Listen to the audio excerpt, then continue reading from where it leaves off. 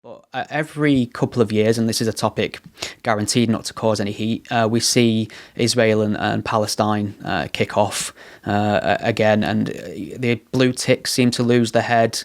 The chattering classes come out with some of the most amazing statements, and we see anti-Semitism rise and rise and rise on the streets. And this time round, as some of the scenes we've seen have been absolutely staggering and terrifying, I would imagine, for many of our Jewish citizens and anyone who tends to care about people in general. And is this point we've got to where we have people openly declaring anti-Jewish hatred on the street under the guise of Islam, usually. We've seen them advocating jihadism, quoting bin Laden, convoys from Bradford driving through Jewish areas in London. Is this a result of a failure of staunch liberalism, a pushback against ideologies and the fear of offending certain cultures? Absolutely, 100%. These Islamists that are out there calling for jihad and calling for the downfall of Jews need to be told that it's not acceptable. That's anti-British. You're not allowed to do that here. We don't support that. And they need to be clamped down on. But it's a wider issue than just values. This is an issue of crime. A lot of these things are already crimes, and we're not tough enough at the moment. These blooming people driving around waving Palestinian flags out of their cars, kicking Jewish people and assaulting them and offending them and just being disgusting human beings are allowed to get away with it. I don't know why. Where are our police? Where's our law enforcement?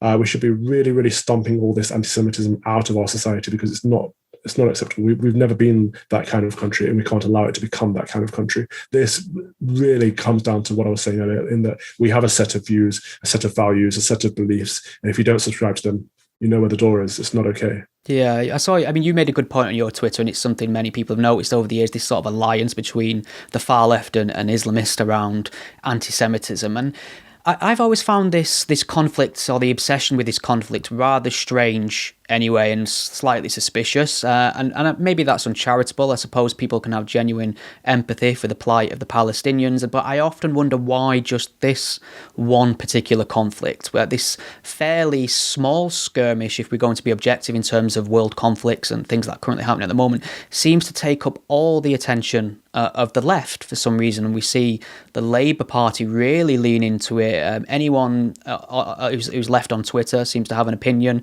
and it always falls one way. What is the obsession, if we're going to be charitable and say it's not anti-Semitism, what is the obsession with this one particular conflict, do you think?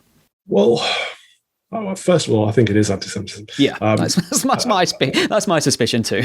I think it's atrocious that Jewish people in this country feel like they have to tell their kids not to wear a kippah in public at the moment, and not to show their faith publicly or overtly through fear. We've reached that point in this country right now. That's beyond me. We're looking. I hate to draw parallels to 1930s Germany. I really, really hate when people do that. But that's how it must feel for a lot of Jewish people right now. And we need to push back against that. Where is this coming from, or why is this happening? For some reason, the far left have been courting Islamism for so long. I don't know the reason. I honestly don't know the reasons behind it, but it is an anti-Jewish thing, and it's also a pro-Islamist thing.